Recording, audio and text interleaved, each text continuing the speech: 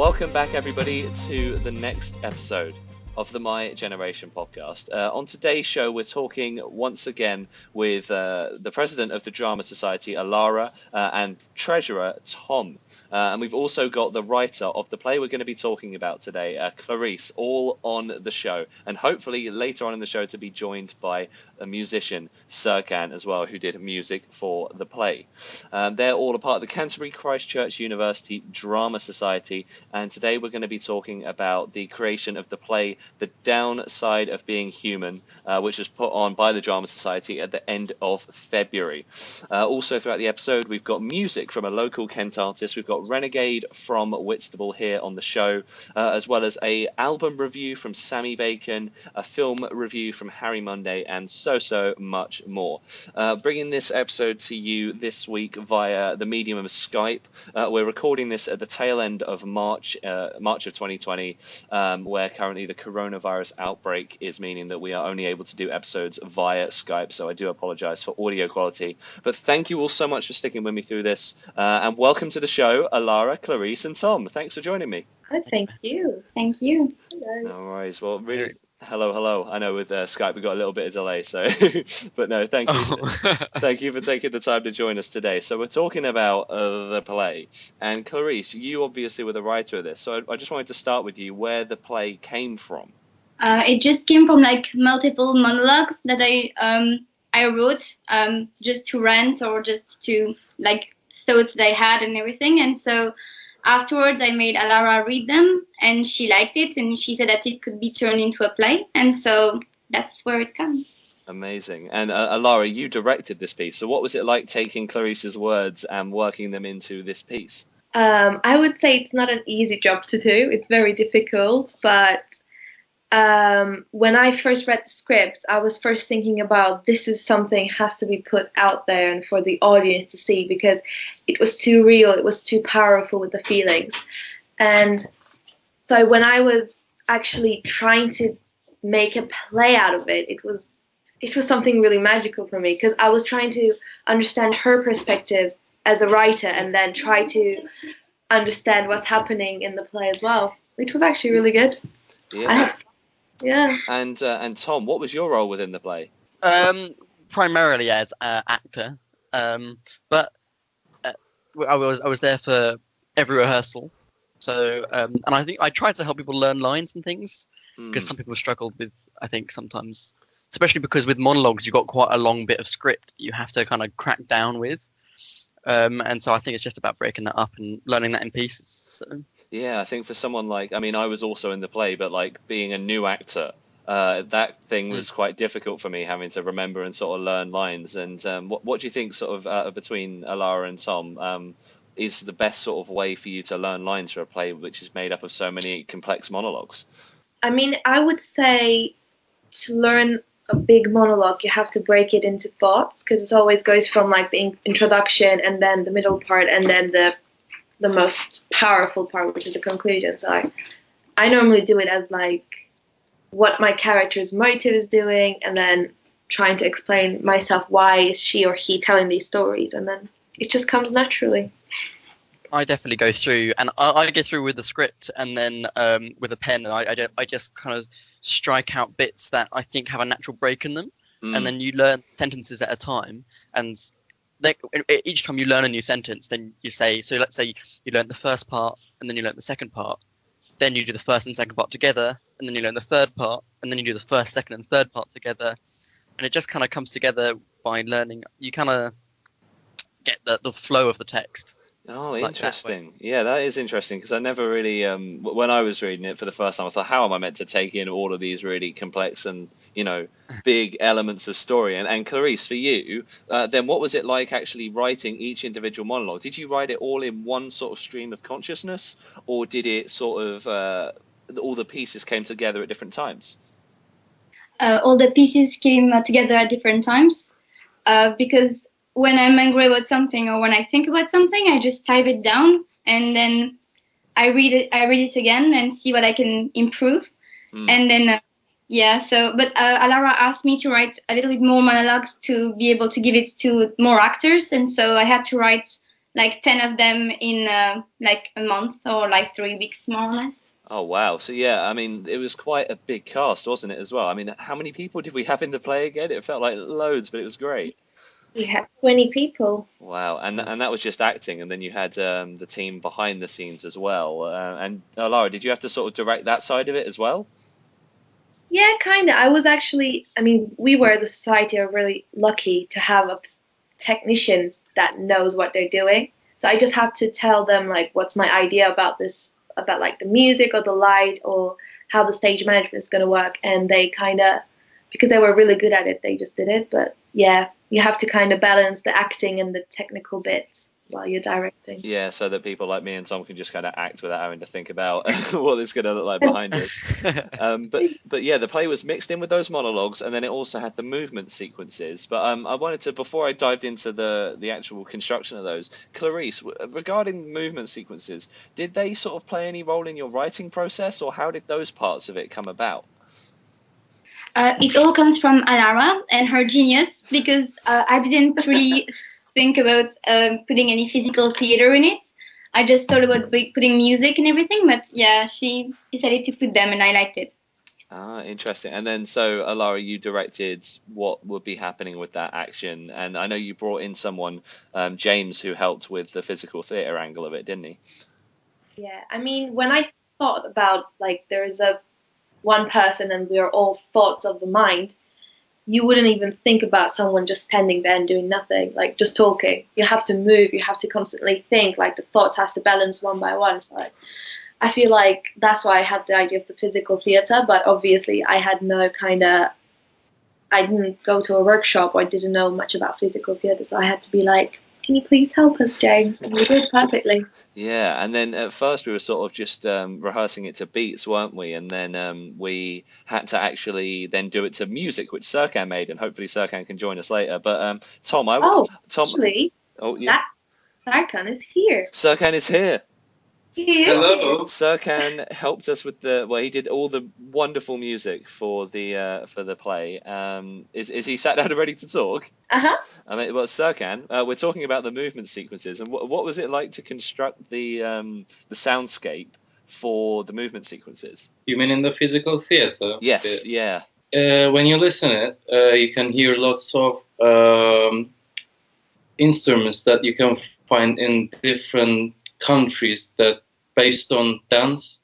Some of them from Africa countries, and I focused on the rhythm other than the melody that goes back in before and in the background. Yeah. So the melody and the flow of the music is so simple, but the rhythm in the backside makes the people move. Yeah. And feel the flow of the emotions of the dance. Yeah, no, and it really worked because we all had to sort of work with those beats and the different pacing of that. Tom, I was your partner in that. What was it like having to keep to the beats but also then move with another person? Well, what's interesting, I think, with physical theatre is it's not something that every actor would be used to. I haven't done a lot of physical theatre in the past, and I'm sure you haven't. No. So I guess in that kind of sense, we were kind of working it out together. And there was definitely one bit in the end where we had a couple of beats. We had about 8 beats that we had to do a certain movement to, and we were doing something very similar throughout the entire thing. And Alara just came to us and was like, "That's wrong." Well, not wrong, but like, change that. That doesn't look quite good. So I think, yeah, as much as we were trying to figure it out together, it was also helpful having someone like Alara or James there to kind of give us a push towards a bit of a better direction. Yeah, and I think we had that guidance because the music came on board really early. Serkan, when you were making the music, did you look at Clarisse's script, or were you just thought of where did the inspiration come from? Did it come from the words on the page, or did it come from the ideas that we're generating? To be honest, both, because every rehearsal I was there, just sitting somewhere else, just watching people, just trying to figure out and imagine the play how it's gonna be. But at one point I was a bit lost, so I opened the script as well, and it really helped me as well, you know. Yeah, and Clarisse, did you think about music that would accompany these monologues at all when you were writing it, or did that just again come from the direction? No, I was thinking about putting music, but then after I talked with Serkan, and I liked the music that he was suggesting, and so the one he made was really well suited for the play, so I liked it. Yeah, and there was a lot of music throughout. I wanted to, Clarisse, go back to sort of the specific elements of the story, because you take us through loads of different thoughts, and obviously this story is sort of built on loads of different people's thoughts and different situations. Is the idea that within this piece, it's from different people's perspective, or from one person's perspective, but lots of their different thought process? Yeah, exactly. Yeah, great. And sort of referring to this was the sort of big play that we did in the first semester, and obviously tragically with the coronavirus, it's unlikely that the second play will be going ahead. But this production was a full thing created by the Drama Society from the ground up. Alara, what advice could you give to someone who's maybe thinking about joining the Drama Society, who is listening to this at the moment? I would say it's, from the things that I saw this year, you can make everything from scratch, from new, in the Drama Society with the people, because we had a good group this year, and we had an original play, original score, everything, and the actors were amazing. So if someone wants to join, I'm going to say this semester, but probably not next year. It's going to be probably the most safest environment they can be, and the most fun they can have while they're doing what they love, acting. Yeah, and Tom, because you spoke quite eloquently about the, learning lines and integrating into this. If someone was listening and they're thinking maybe, I kind of want to join, but throwing myself straight into a full play, maybe they're a bit nervous about that. What would you say about the transition of someone who's never been really into acting before? So in our society, in drama, we don't jump straight into a play. We have a couple of weeks beforehand where we're mainly playing drama games, which I think set you up quite well because they develop your performance skills, because you're performing in front of the rest of the group, and you can kind of see what other people are doing, so you can get inspiration, or you can kind of learn from what other people are doing to then help you in a performance. I would say as well that in a play, you don't have to jump into like a main role. You can definitely just go in and play like a side character or a smaller role, whatever suits you. And then that means you're not learning as many lines. It means that you can spend more time on specific scenes, so develop them a little bit more. And I think that helps people who haven't performed as much in the past maybe get into acting and in the future take bigger roles. Yeah, because I know that I've not acted really before this, and it was quite an actual easy transition for me to come in and do that. Talking to Serkan about the sort of music and artistic side, behind the scenes, is there space within the Drama Society if you don't want to act, but you did want to do something like being a technician or being a musician involved? You mean I also did the tech stuff on the show on that night, but to be honest, being in my room producing that music is much easier because I was freaking out. Yeah. In like seconds, it affects the show and the actors, and I was literally freaking out on that. But no, it all came together without a hitch, really. I know that for the movement sequence, I think we went 4 beats behind for one bit, and I was like, I didn't really know what was happening, but everyone was still performing, and it was looking really good. So I was like, if it works, we'll just keep going. Yeah, that's the point. If you look and I did something wrong, everyone goes like, oh no, they did a mistake. But if you make a mistake on the stage and just smile and continue like it didn't happen, no one can understand that. Yeah, because I think Alara, you sort of taught us quite a lot, didn't you, throughout about trying to take anything that wasn't meant to happen and integrating it into performance. I remember we spoke when we last had you on the show about that. Yeah, anything can go wrong. I had loads of performances that just things happened.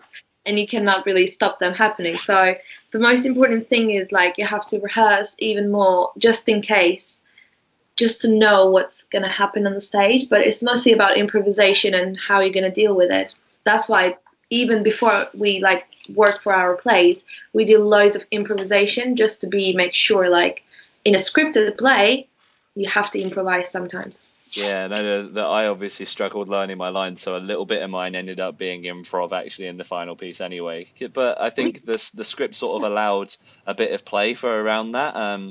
Clarisse, what was it like for you sort of interacting with actors who were sort of taking your words and sort of molding them into their performance and changing bits and pieces? What was it like seeing that process? At first, it annoyed me a bit because I was like, well, it's not what it's actually written. But then afterwards, I was like, it makes sense that people, appropriate themselves the text and they understand, like their own understanding in it, and they put their own words in it and their own spin to it. And I liked it at the end. It was nice. Yeah, I know as a playwright, it's always so difficult to hand over your script, especially in theatre where the director sort of takes it and pulls and changes so much. So Alara, was there, once you got that original draft of the script, was there a lot of big changes you wanted to make as a director to push it and take it to that next level? I mean, obviously, when I first read the monologues, when it wasn't a script, I just told Clarisse, like, this has to be in a script shape, more, we have to, like, put some theatrical elements there, which is going to work. But I don't think I changed anything. I just wanted to be like, oh, maybe we can add this stuff. So, like, when we were working together with Clarisse, we added the narrator to link everyone up because it was just monologues. And then when the narrator was added up, then it had, like, made sense with everything. Yeah, it gave it a flow. Well, we're going to continue the conversation about the performance. It's great to have, so many guests on the show. Having, 3 people talking to me at once about this, it's great to get different perspectives from the different sides of the stage, or 4 people talking now with Serkan in. I just wanted to now move on to some of the other cool stuff we got on the show. So firstly, I'd like to say that we are now on SoundCloud and Spotify. So if you're listening on YouTube, we're available over there as well. Next, moving on to Sammy Bacon. You guys know Sammy well, don't you? Oh, we do. Yeah, we do. All too well. All too well.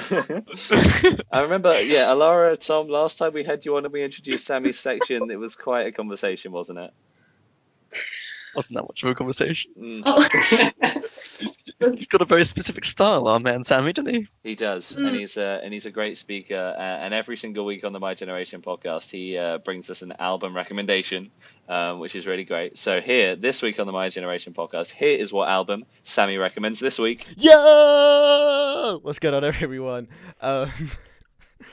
This week, the recommendation is Crooked Rain by Pavement. Pavement, the legendary, critically acclaimed indie rock band from the United States, Crooked Rain being their second album, and it's a departure from their more lo-fi sounds that they were exploring on their debut, Slanted Enchanted, but it still has that Pavement sort of slacker vibe about it. The opener, Silence Kid, takes about a minute to kick in.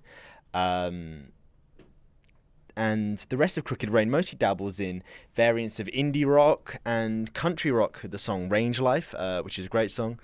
Cut Your Hair is the closest thing that I think Pavement get to being poppy, and even so, it's like I said, it's got that Pavement kind of DIY vibe about it. Unfair is the closer to side A, and it's a sprawling, punky, distorted song about the North-South divide in America. Then Gold Sounds is just this really sweet, summery, poppy song that's quite nice. And then the opener, Fillmore Jive, is this shoegazy, experimental, elongated, I think it's about 6-7 minutes long, closer, the sort of, just close off the album really nice. Then there are other albums in the Pavement discography that are amazing, like Brighten the Corners is fun. Wowie's Owie's fun, but is a bit weird. But yeah, still a lot of fun. So yeah, Pavement, Slanted Enchanted. If you like your indie rock, if you like your sort of slacker rock, get into Pavement, man. Do it. Back to Max. 3, 2, 1. And that was Sammy Bacon. thank you, Sammy. We'll tune in with Sammy next week for the next album. We tried to do the clap on the outro, but being on Skype, where the sync wasn't quite there, was it? I can imagine Sammy gets lots of fans from his album reviews. I mean, comment below if you listen to the albums that Sammy recommends in this. I mean, he's been doing it every single week since March on the podcast. I know this episode's going up in August, hopefully getting people excited and ready to join the Drama Society ahead of the new academic year. But every single week he puts out a new album, so you can go back through all the old episodes. I put a link in the description to the time codes if you just want loads of new cool music to listen to, and also let us know, give us a message and tell us what albums you've heard and whether you enjoy it, because he does post an eclectic mix. And now we're going through all the members of the Drama Society here, because you guys know Harry Munday, don't you? Yes, we do. We love him. Oh, Yeah, we do. We love Harry. He is very newly to the show, started doing film reviews. So every single week you now get an album and a film recommendation here on the show. So here is the film that Harry recommends this week. Yes, we did it. That one was perfectly timed. That one was perfect. Was it? Yeah, that was in sync. I think that's actually going to line up. This week's review from dear old Harry is the wonderful superhero movie just simply titled Logan. Now, as I'm recording this, I have just seen this movie in both colour and in black and white, the Logan Noir version, and the utter insanity of that lighting process is just immense. Just watching it between the two versions, nothing is lost. In fact, I would say watching it in black and white, you gain more sort of visual effects.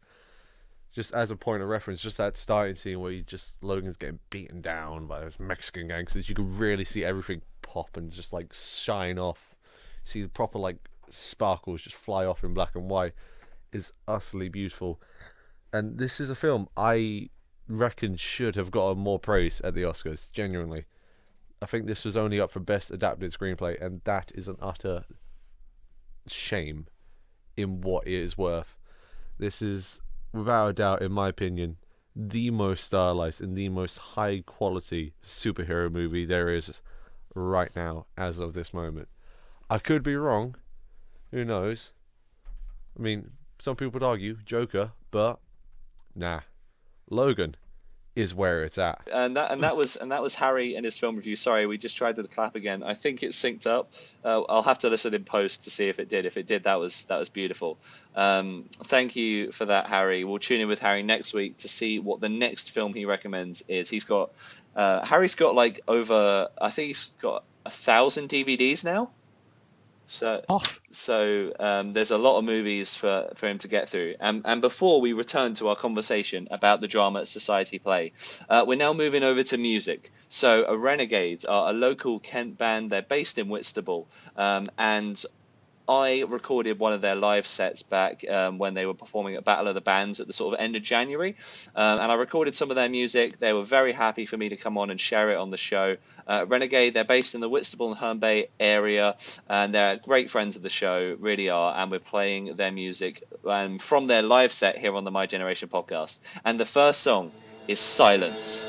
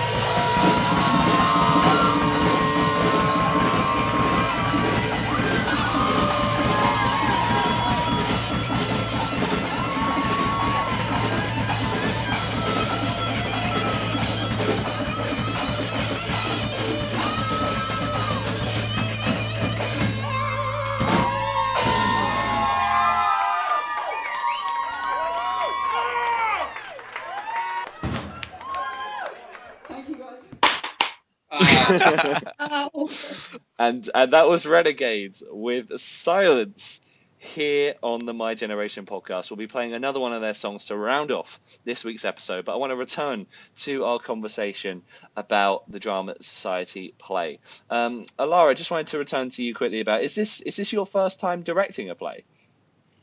It was, yeah. And so before being just in the acting role, what was it like making that transition from just a member of the society to now the point where you've literally spearheaded a full production? I mean, when you're a member, you just see the side where the directing and the other actors, but when you're started to be inside more and like more on the creative team, you have to think about everything.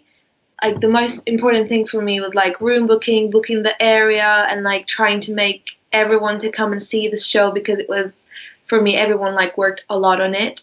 But then it wasn't like my kind of first ever directing, because I always had like other productions to co-direct too.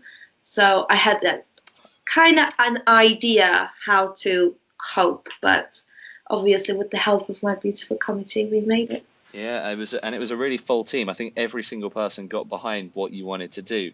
Serkan, you're a musician, but not traditionally in the theatre sense. So what was it like making the transition from sort of making music in a band to making music for this project? It was my first time, like a big project like this, to produce it. And I wasn't sure at first where to start, how to progress. How long should I do or not? Is it good or bad? And luckily they gave me really good deadline. They commented on really helpful comments, so I can progress and perfect my job. So yeah, it was a bit experimental for me, but I gained some experience as well. Yeah, and I know, Tom, you've done filming in, you've acted in films and plays. And what would you say have been like the main differences between doing student film productions versus this? Oof. Actually, it's quite big. I think the difference between acting in front of a camera and acting in front of an audience is obviously massive. Main point, I don't know if I should admit this or not, but on the film I worked on, obviously they gave me the script a few weeks before. I don't think I properly looked at it until I got on set, and then kind of in the breaks I'd be learning my lines, because you're only shooting for like a couple of minutes at a time, so I can learn like a couple of lines. That's fine. Wait, Obviously, I got the character idea before that, yeah. because I was discussing with the director and things. So I knew what my character was like. But so there's that. Whereas obviously with theatre, you're rehearsing it every week, and so you're preparing a lot more. I would say in learning lines, you're preparing it a lot more thoroughly. But also, I think with film, there's more of a chance. So if you do something wrong, do it again. You know, you have takes to do. You can reshoot stuff. You can come back to it. The director might say, actually, I don't like the way you did that. Can you do it this way? Whereas on stage, obviously, if you do something wrong, or if you do something in a way that you didn't expect to, then that's the way it is. Everyone's seen it. You know, you can't like just reverse. You can't go, oh, I'll bugger, and then just like go back. I think on my one, I bring on in the play, in my section, I bring on a cup, and in the actual performance, when I gave that to the person I was acting with, I knocked it completely out of his hands, and which obviously isn't such a big deal, but in my head I looked directly at the cup when it fell on the floor. In my head, for what felt like hours, but looking back at it was like a couple of minutes. Not even that, like a couple of seconds. Yeah, and yeah, with film you do get that sort of room to experiment. I mean, most of us, well, Alara and Tom, you both worked on Once Said with me, the audio drama. So film, theatre, and radio, you've done them all, very different mediums, right?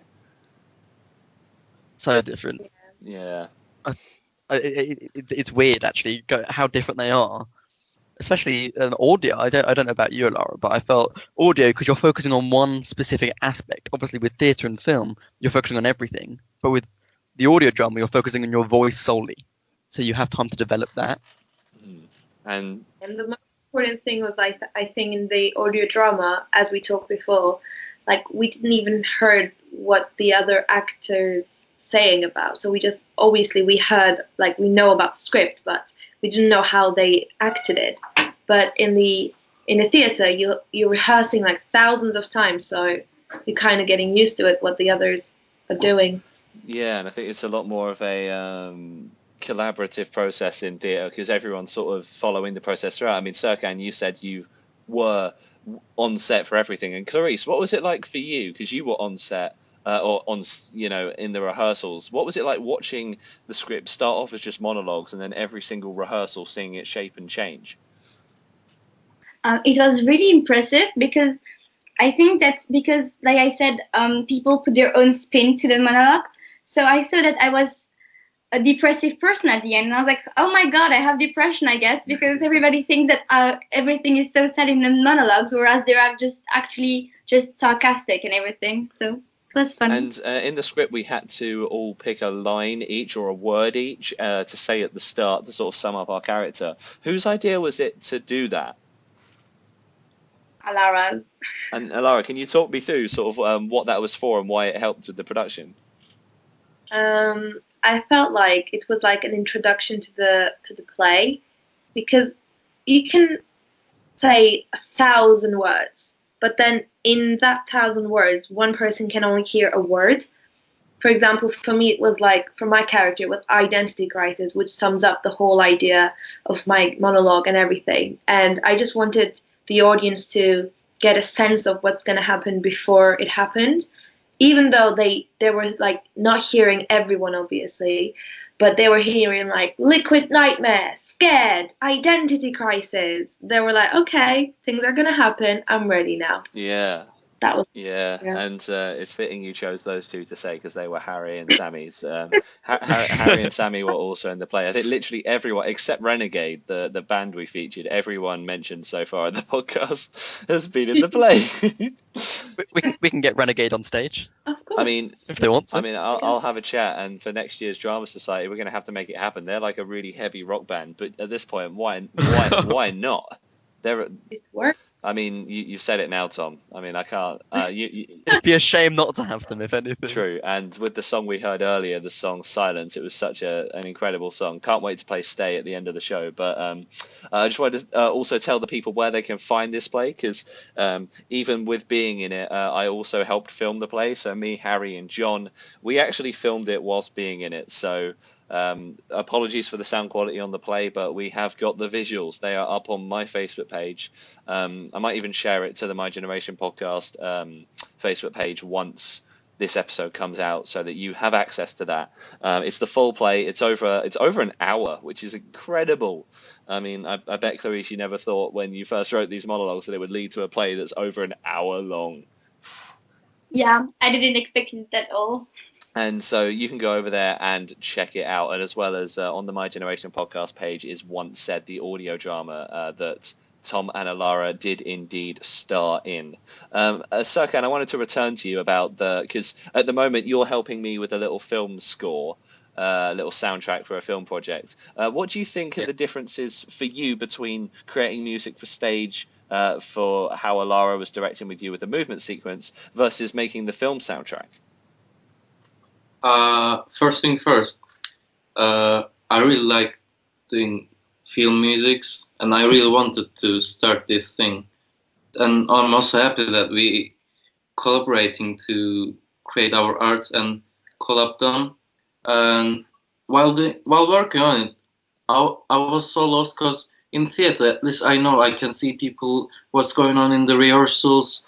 I had the image of the show in my mind, but in a I was trying to read the scripts, but I wanted to be a perfectionist as well, so I wanted to give my best work as possible for a film, you know. Yeah, and we obviously we did the soundtrack before we shot the film, so you had no sort of visual reference material to go off of. So that must have been quite challenging. Yeah. And moving forward with the Drama Society, I know Tom, you've now did you have a year where you were just a member and now a committee member? Yes, I started last year. As a first year, I wasn't a committee member, but now I have joined. It is a step up. Yeah, you've got to do some work. You've got to prepare sessions. What's that all like? Oh, yeah, it's fun. Obviously, Alara does the majority of the preparation, but there would be sessions where Alara would be like, "I'm coming in late. Can you start them up?" And I'd be like, "Oh, okay."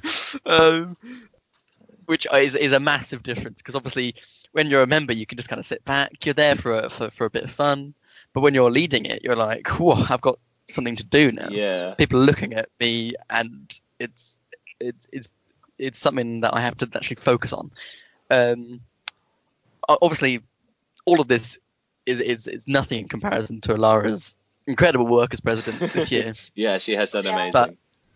But, yeah, bearing in mind that most of my treasure work is done online and automated by the university. So yeah. Well, no, everyone's got their part to play, and I'm going to ask two questions to Alara. First one's a little bit of a difficult one. Alara, why do you think we need a drama society at university? I would say because for me, I'm studying performing arts, but there are loads of people who's studying something else but actually loves theatre and wants to be on the stage and actually never been on the stage with the actual audience.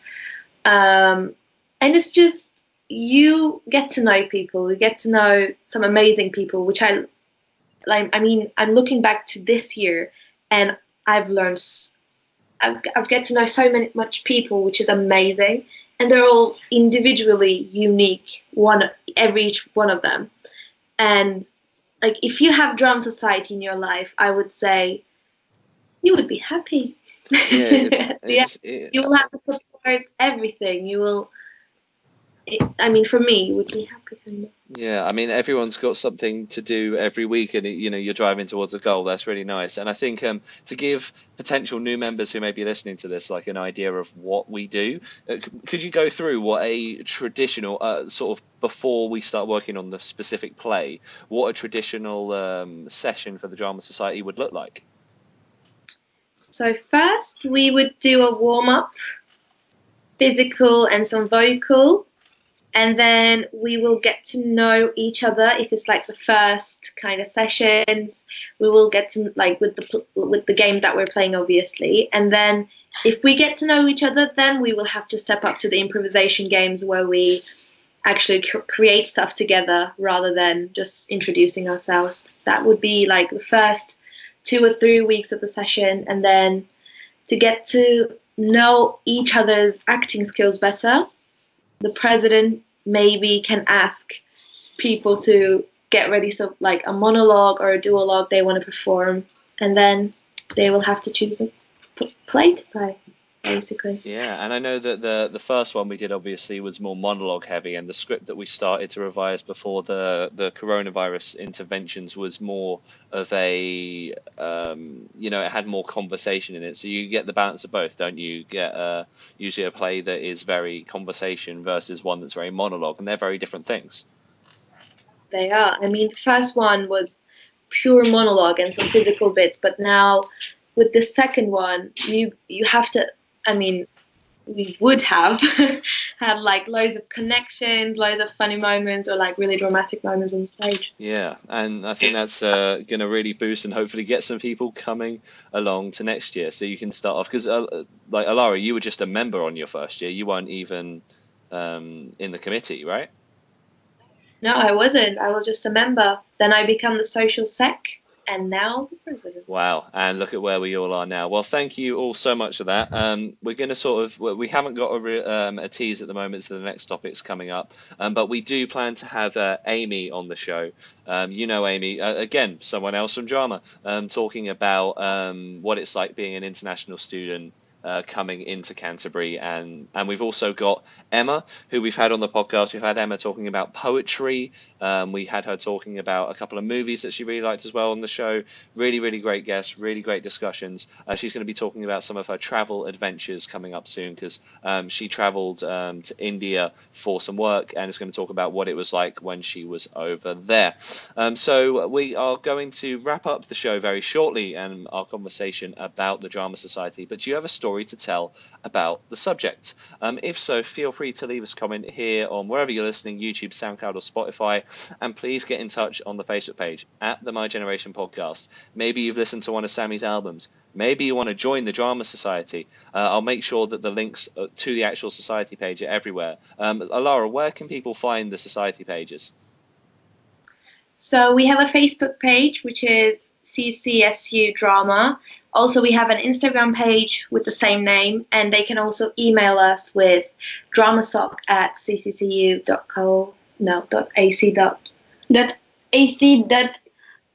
or some shit. Something like that.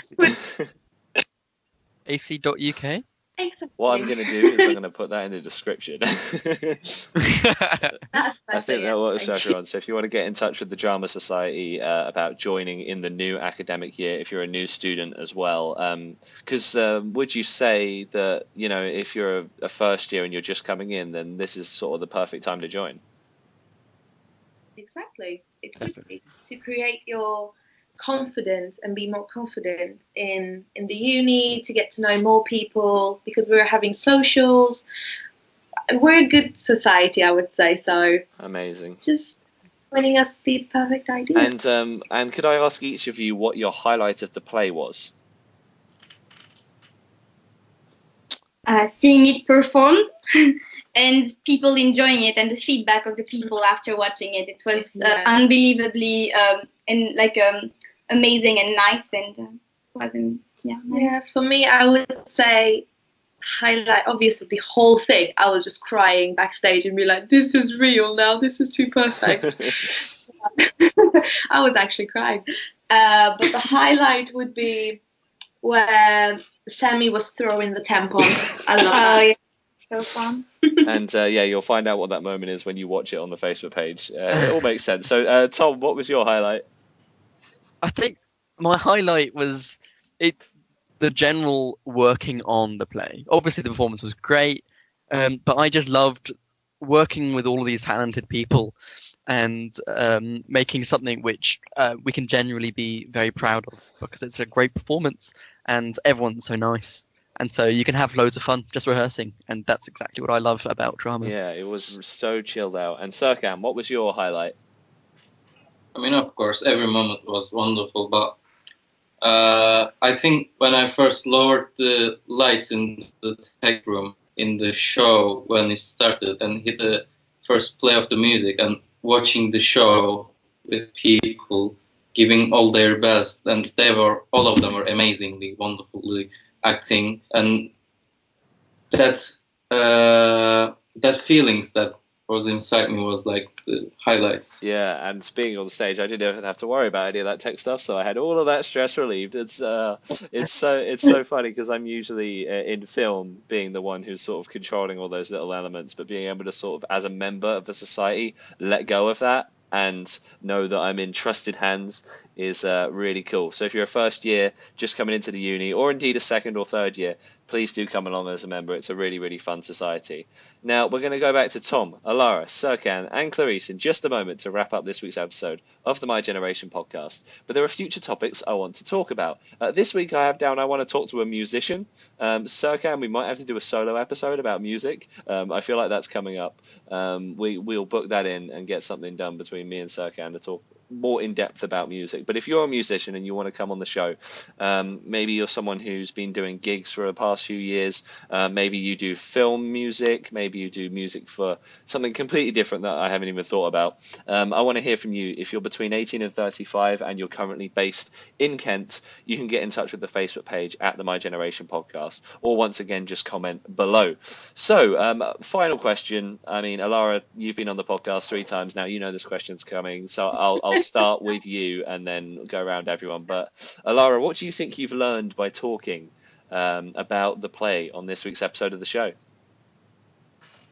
For me, I feel like I've learned that how beautiful this production was, and I miss it so much. I'm just so sad that it finished, but I'm just so proud of what we accomplished as like the acting team, the creative team, and the technician team is just something I think amazing that we definitely have to do it again. Absolutely. I think we definitely have to, and the group and society have stayed so strong. So I mean, today, as of the recording of it, it's March 20th, and so a lot of people are going into self-isolation at the minute with the coronavirus outbreak, and I hope wherever you're listening from, you're staying safe with whatever situation you are in when listening to this. But the whole group still feels like a group, so even though we can't interact physically, everyone's sticking together, and that's I think a testament to how much you've done with the society to make us feel like a team. Yeah. I'm gonna miss it. Yeah, and I think everyone's really pulled together to put together this performance. But yeah, sort of moving around. Tom, what have you learnt by talking about the production of the play here on the show? What have I learned about talking about I think something that I've learned, which I kind of think I knew beforehand, but it's something that has become extra pertinent, I guess, here, is how much work and stress goes into making a performance, even one which is, I guess, relatively short, but as powerful as it is, how much work and stress goes into it, but also how incredible it can look from just a few short months work, how well you can make a performance look, and how much, if you put enough work into something, it can just it play out really well. Lovely, yeah. And Serkan, for you? I mean, the team was like all-star. Everyone was passionate, and working as in this kind of project was like a really nice experience to me, to be in the drama society as well. It was all fun to work with you guys, and I mean, even the stress was like in a good way. You feel like you give your best, but everyone was giving their best to create something beautiful. And yeah, I think that's really beautiful. Yeah. Yeah, and for Clarisse, what do you think you've learned by speaking about, what is it, this is you started this with writing your monologues. What have you learned by talking about it here today? I've learned how to trust people and to trust them with my work. I've learned that with a good team, an amazing director, an amazing musician, and amazing actors in the team and the crew, a beautiful play like mine can actually be turned into a play that people might read later and might actually go and see and pay for, which is something I'm really proud of. And I'm just going to miss everybody from performing, because it was such an unbelievable experience and so lovely. Yeah, and I think we all at the moment miss this. Theatre's got, I think that's what makes theatre something so special, if you agree, because of the liveness of it. And I think that's what separates it from other mediums. I mean, I love film and radio with all my heart, but with theatre, the whole group are with each other every single week, and you're all driving toward the goal. So I think we'll all miss that, right?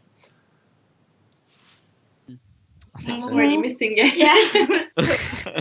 What am I going to do in these months? We're still going to keep working, so We're going to be crying a lot, but I'm going to do the play by myself in my room to an audience of me. exactly. And then record it and release it to the world and go viral, Tom. I mean, didn't we discuss last time on the show that Tom was going to go viral as like a big actor, Alara? I seem to remember that. I can't remember if that was in the show or post-show, but I know we talked about it in some regard. So we kind of confirmed Tom's going to be like a famous actor. I feel like if I was, I'd want it to be from going crazy in my own room because I've been self-isolating from a coronavirus. So thank you. Although I think that, I mean, obviously this information might be very different from the time you're listening to this as an audience member, but I think there's actually been a creative surge as a result of coronavirus. People isolated who are actually making things together, writing, making music, and I know that within this group of people we are as well. So all of that and more is to come. I really appreciate you all listening to this episode. Once again, I do apologize for audio quality. We are unable, due to the coronavirus outbreak, to all be in the same space to record this. So there may be a few podcasts in and around the release of this that come with this audio quality. But I hope you've really enjoyed the content. It's been a beautiful discussion. And to close off this week's episode of the show, we're going to be going back to local Kent musicians Renegade. I filmed their Battle of the Bands performance at the Hartbury Strung in January of this year. Renegade are great friends of the show, and I recorded audio and actually filmed their live set. So if you wanted to check that out, if you search Renegade Bands Battle of the Bands, you'll find my video recording of their performance. But here on the My Generation podcast, we're going to end the show with Stay. Now, usually ending the show, I usually say it's goodbye from me and then the one other guest. But we've got four of us, so it's goodbye from me and it's goodbye from all four of you lovely people. Bye. Good. There we go. Beautiful. I had no leading up to it, I was like, how do I do the goodbyes? Yeah, thank you all so much for joining me on this week's episode of the show. It's been a pleasure having this discussion. And closing this week's episode of the My Generation podcast, it will be Stay. Now, on Sunday, obviously, we have the Sunday edition of the show where it's just me and you having a one-to-one chat. I do movie reviews, anecdotes, and stories every Sunday, just on my own. And then on a Thursday, I always have guests, Harry, Sammy, and a local Kent artist. So I'll tune in with you all on Tuesday, on Sunday, for the next episode of the My Generation podcast. Amazing. if you could stay.